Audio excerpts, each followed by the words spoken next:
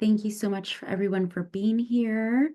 We are here for the Early Learning Hub Rulemaking Advisory Committee meeting on May 8th. This is our third meeting. Thank you so much for everyone who is here joining us. And I think we will move into our agenda. So we're going to get started with some DELC introductions, and I will get us started. But while we're doing that, if in the chat, the rest of you all could put your name, your pronouns, and affiliation in the chat, that would be very helpful. And we welcome you to do those chat box introductions. But I will get started with us for DELC. And so my name is Maria Mendoza, and I am an Early Learning Hub Coordinator, and I use she, her pronouns. And I will pass it to Nancy. Hi, everybody. I'm Nancy Hout. I'm also an Early Learning Hub Coordinator with DELC, and I use she, her pronouns. And I'll pass it along to Kate. Hi, my name is Kate Dennison. I use she, her pronouns, and I'm the Government Affairs Manager for DELC. I'll pass it to Gabby. Hi, everyone. My name is Gabby Hernandez. I use she, her pronouns, and I'm the Early Learning Council Administrator. Good to see you all.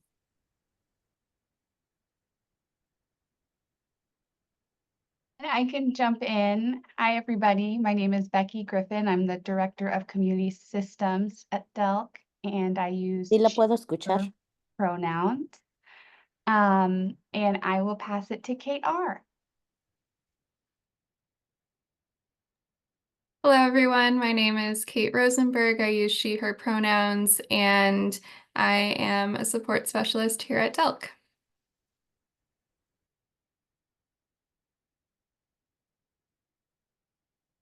And I'd also like to have our interpreter introduce herself if she can. Adriana? We'd have to close the interpretation for her to. Okay. Anyway, we do have a Spanish interpreter with us here today. And with that, I'll just share the agenda for our meeting today. We're going to first go over, we're going to discuss the overview and context for rules. We will review RAC feedback from you. We'll discuss proposed rule changes.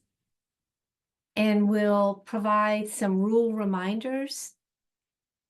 Then we'll move into questions and comments, and then next steps and timeline, and we'll wrap up with some gratitude and thanks for your involvement. So with that, I will pass it along to Becky. Thank you, Nancy, very much. Hi again, everybody. Again, my name is Becky Griffin. I am the Director of Community Systems at the Department of Early Learning and Care, which is where our Early Learning Hub work is seated. And it's really great to be with you all today. The team wanted me to just spend a few minutes sharing with you a little bit about how we got here to today's process. And so first, we really wanted to touch on what lies at the heart of today's meeting and the reason that we're all here today by grounding this discussion in DELC's vision that all children and families, early care and education professionals and communities are supported and empowered to thrive. And I think that we're all here today because we're deeply connected to that vision. And Oregon's early learning hubs also play a large part in helping us get closer to realizing that vision. So that said, early learning hubs have now been operating for over a decade, which is part of the reason that over the past year, DELC's prioritized taking time to revisit the shared vision and functions of early learning hubs and to identify the state and regional infrastructure needed to support that vision.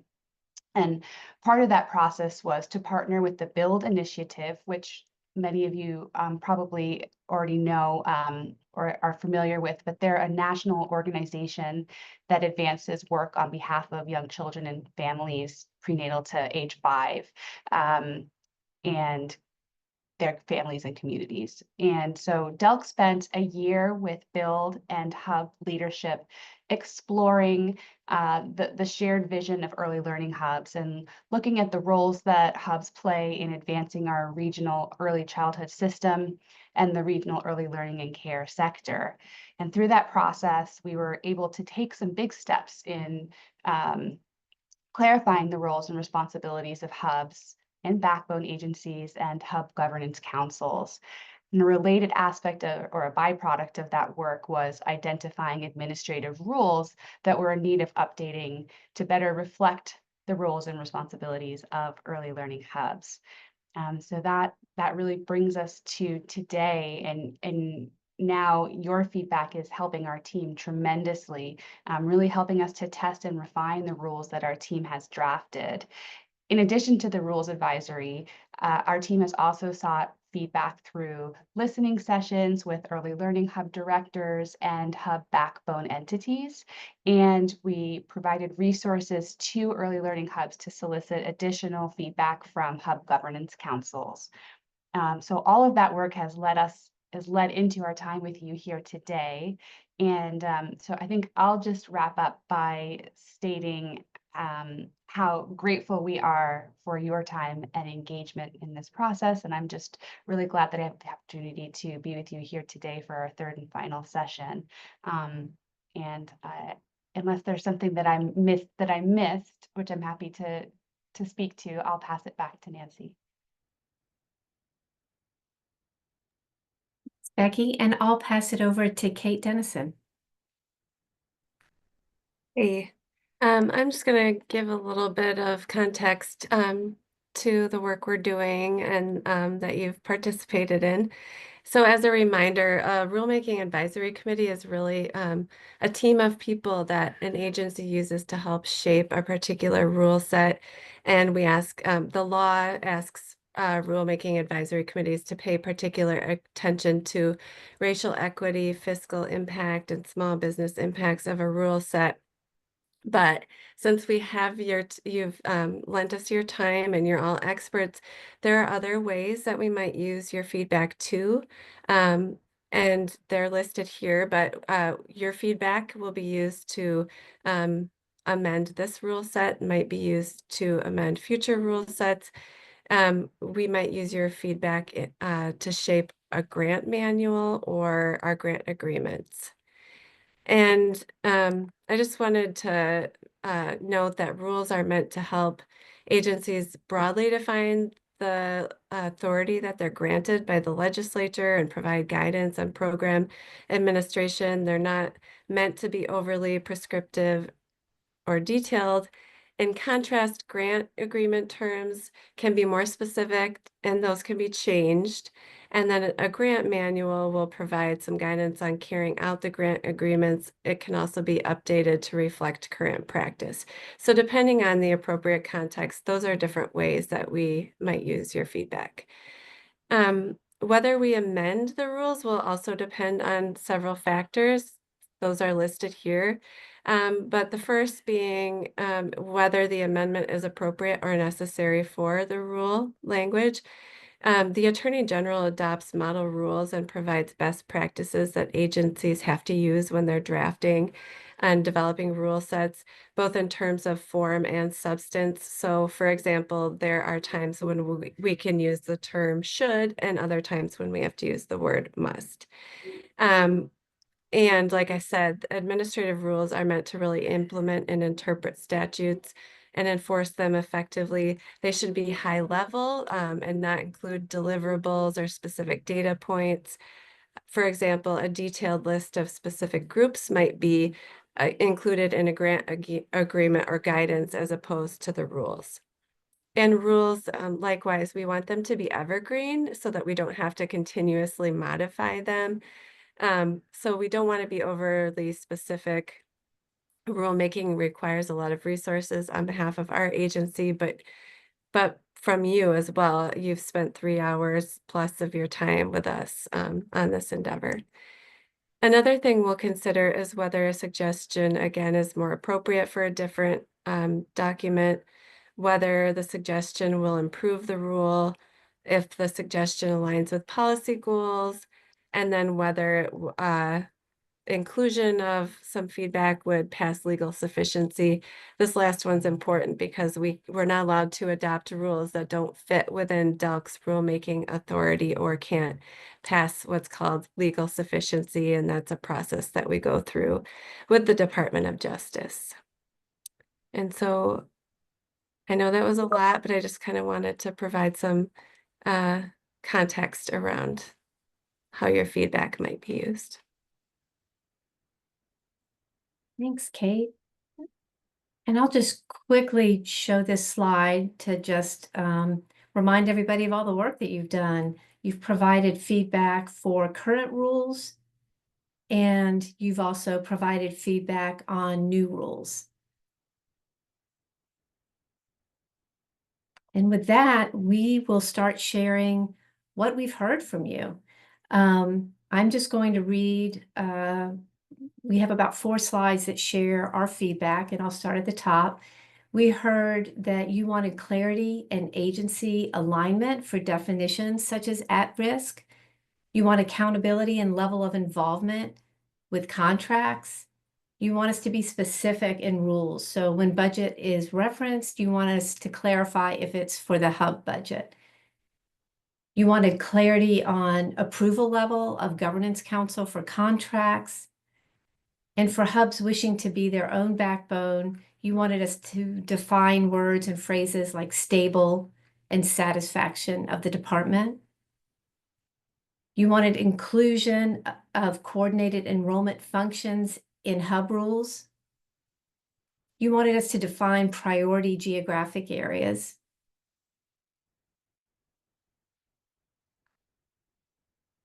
And to continue, you wanted language addressing partnerships without grant agreements, such as with tribal nations. You want us to address how to ensure active participation and representation from tribal nations. You wanted us to look to reintroduce firewall language regarding backbone entity. And you wanted us to explicitly state that backbones ought to have an investment in early care and education and are committed to supporting young children as part of the mission. You wanted clarity around termination of a hub agreement, what might trigger those circumstances. Maria? Yes, so we also heard that you wanted to have us ensure priority population language is clarified to include as determined by, so as determined by the hub region or governance council, for us to add that clarity. For us to make sure to clarify if we mean DELC when saying the department and making that clear in rule. Added language around the hub directors leading the implementation of the hub plan and hub deliverables. You cautioned us not to make the scope so narrow that hub directors can't oversee more than the state contract. There were questions around the use of bylaws versus charter, and wanting to ensure that backbones have the appropriate level of authority given the risk. There were questions around the desire for a chair or co-chair model. There were questions regarding listing governance council involvement and concerns about including an all-encompassing list given the practical challenges of recruitment. So I think there was a lot of back and forth here about, do we need to list all of our various partners, all of the sectors, or is it better to keep it high level? And we heard you where there was some discussion around that. You cautioned us against requiring the department approval of data tools or systems. Flexibility is important, especially for rural regions. The desire for language that allows use of tools beyond those provided by the department. There was interest in whether DELC will share statewide data with hubs as part of their partnership efforts, and a request for clarity on the term other regional sectors, which appeared multiple times.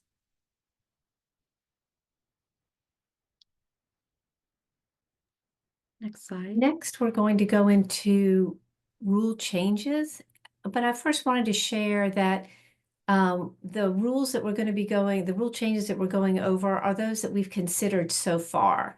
We have received a high volume of feedback, and the public comment period remains open, until May 31st. So as a result, these rule changes should not be considered an exhaustive or final list of changes. And with that, here is the following feedback that we're going to propose as changes to the draft rule set.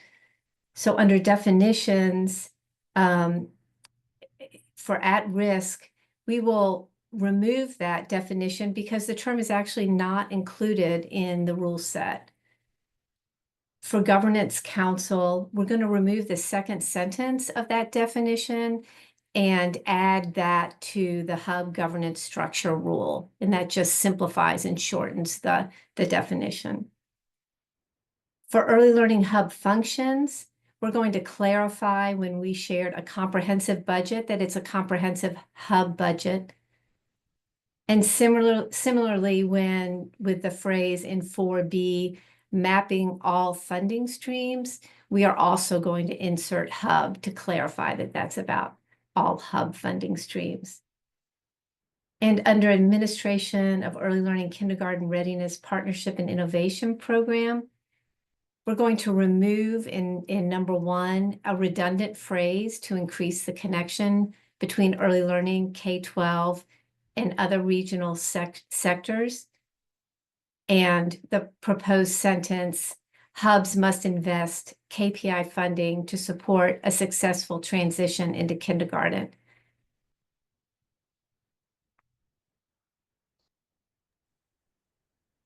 Maria? Yeah. For backbone entity structure, we are going to be adding the language stating that the backbone entity must demonstrate a mission aligned with early care and education, including a commitment to supporting young children.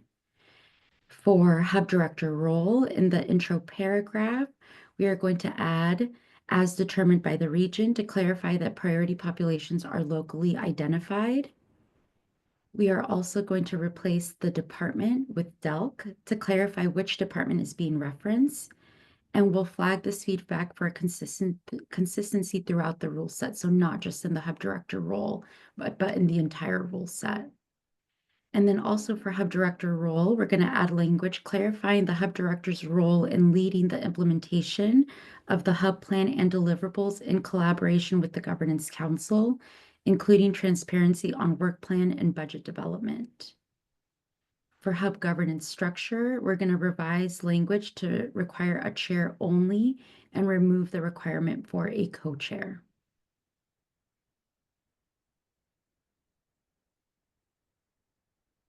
Katie?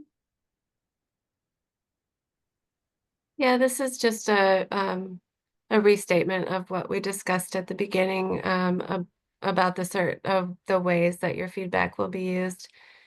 We just also wanted to reiterate DELC's partnership approach to this work. These rules haven't been updated in a decade, so we know that this is a change for many of you. But in the words of our director, Alyssa Chatterjee, while the text of these rules are black and white, DELC really lives in a space of gray.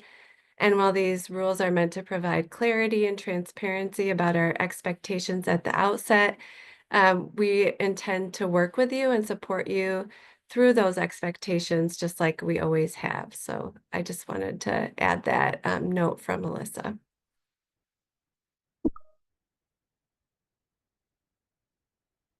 And I think after that, does anybody have questions, comments? We kind of breezed through everything pretty quickly.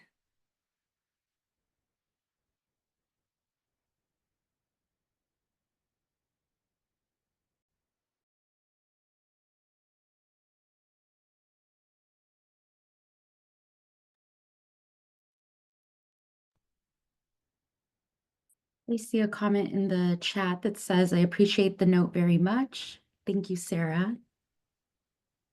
Brett? I was just wondering if you could pop that last slide back up. There's just one thing I wanted to double check on. This slide? The one before that, I'm sorry. That one, thank you. Sure.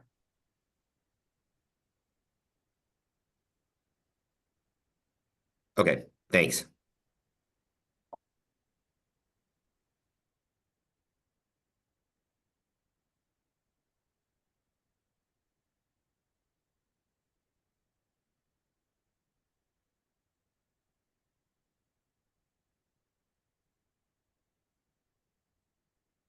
Jennifer. I'm not sure if we're supposed to still be giving feedback on the content, but I'm really concerned that you're still asking hubs to have bylaws separate from their backbone and not, we didn't include an option for an MOU or a charter or any other form of agreement. That's very concerning to me.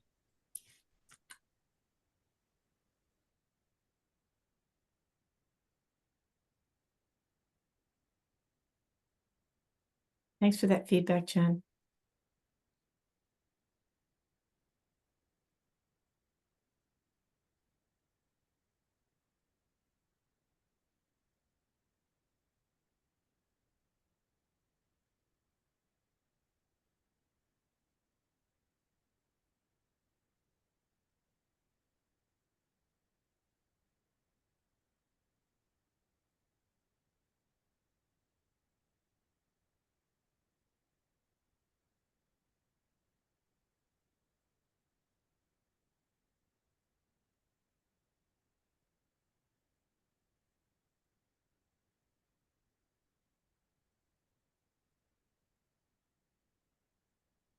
Lisa. Did we finish going through all of the proposed rules at our last meeting? Or do we have more to go through today? I can't remember. We did go through all of the rules already, yes.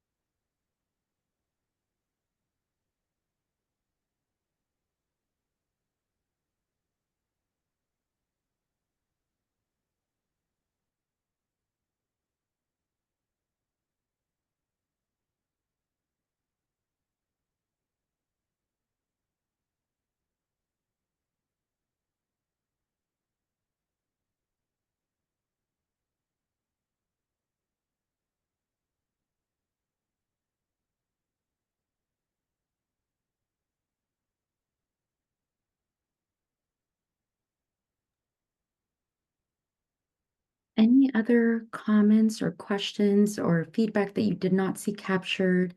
As a reminder, we are still, what you're seeing, this is what we have so far. Again, we're still going to be having internal conversations and seeing feedback that has been captured and feedback that we continue to gather from the public comment period, our feedback forms. You might still see implemented throughout, but this is what we have so far.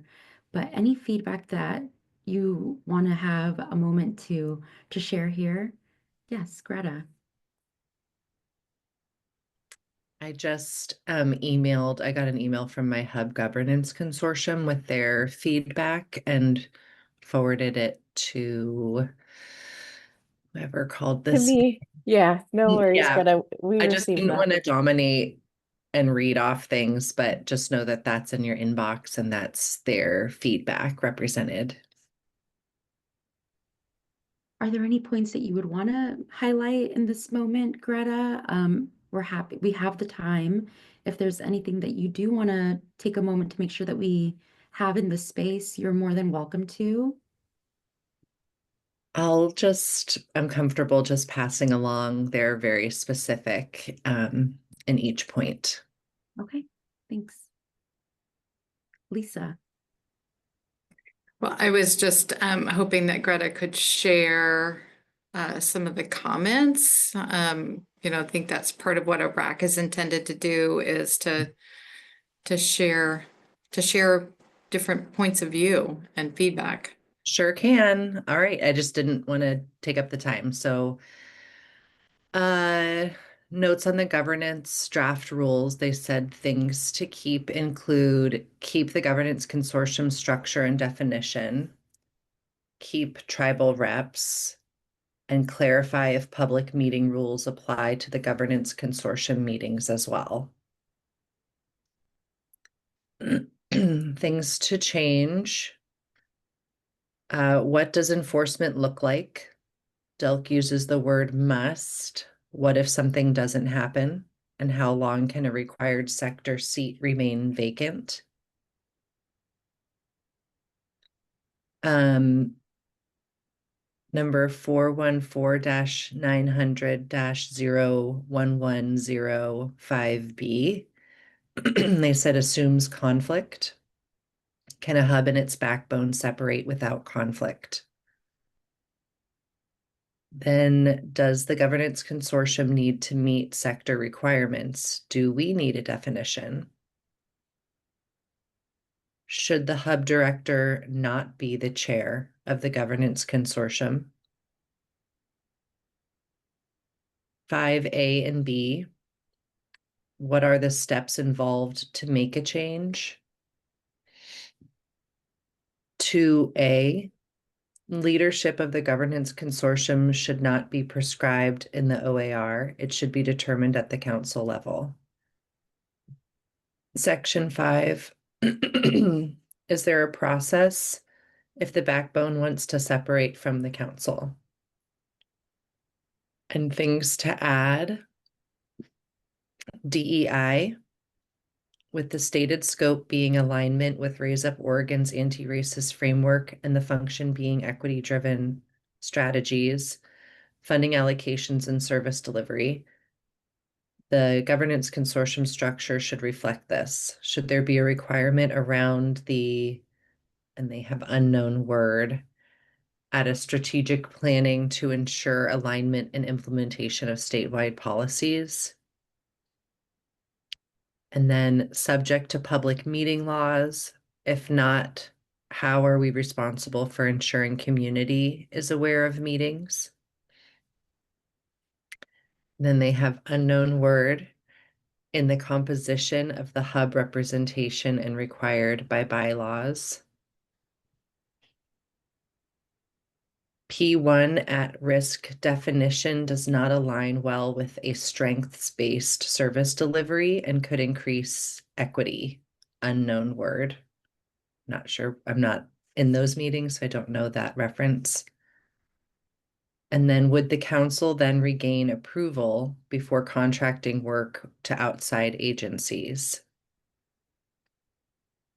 Then notes on the backbone draft rules. They don't have anything under things to keep, but under things to change.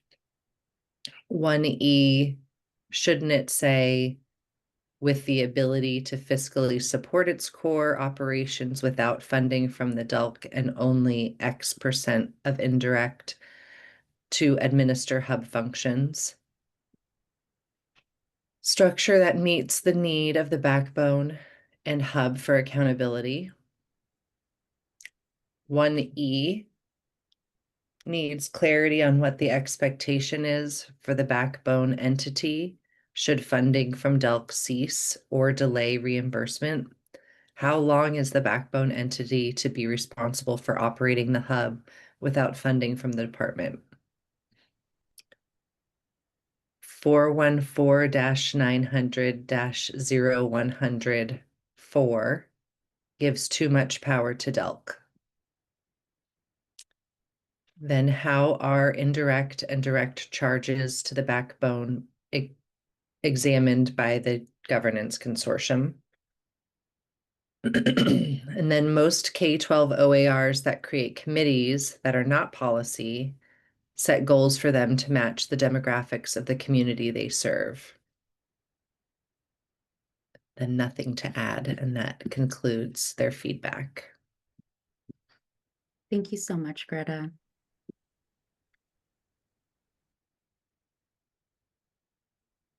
Any other feedback?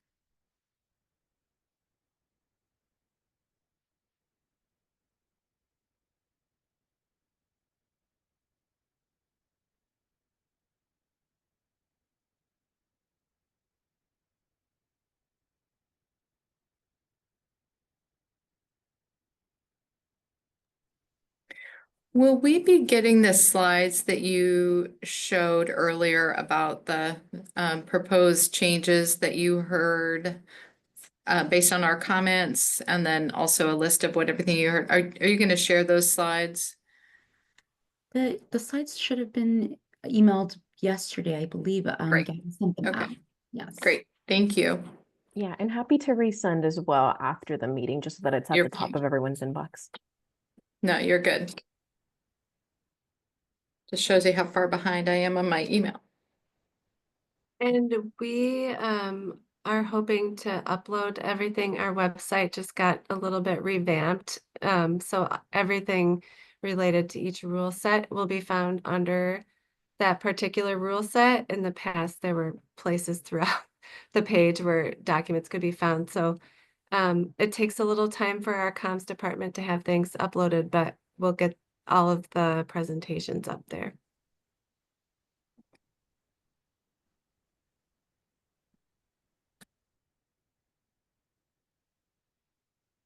I'll give it another minute, but I think we're happy to move on as well. If there are no other comments, and we can talk timeline and next steps as well. All right, so for next steps and timeline, we have a public hearing coming up on May 12th from 5 p.m. to 6 p.m. And that is open to everyone, and the Zoom link is on our website. The public comment period closes on May 31st at 5 p.m. and public comment can be submitted two ways, one through our public comment form and the other through emailing the delc.rulescoordinator@delc.oregon.gov. And so we will be looking to have some legal sufficiency review of the new language in June. And then the rules will be submitted for vote to the Early Learning Council, and they will be voting on June 25th, 2025. And then rule changes will be implemented starting October 1st, 2025. And down below on this slide, you will see the email where you can send your public comment.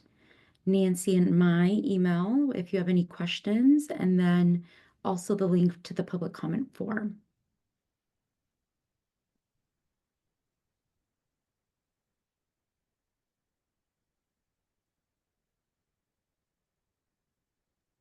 And I think this is me. Just want to let folks know that after this meeting, you'll be receiving an email from Kate Rosenberg, who's on the call, with instructions on how to receive reimbursement. I know some of you have already flagged that you would like to decline that, and that is a-okay. All you have to do is you can respond to us and just say that you decline, or if you don't return the information, we kind of just take that as you not wanting a reimbursement. But once we receive the completed documentation, then we get that submitted to our accounting team, and then they process that out for payment, and then they mail out a check. So just want to make folks aware of that and see if anyone has any questions on that process.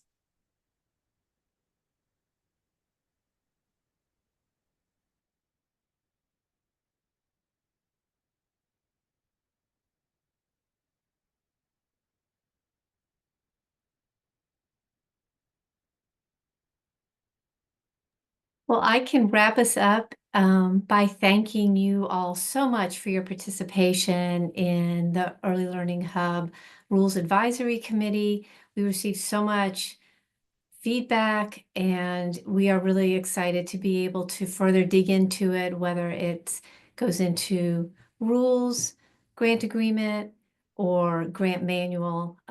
Thank you so much for all of your feedback, your time, and your expertise. And it looks like we're going to give you a little bit of time back, so thanks again.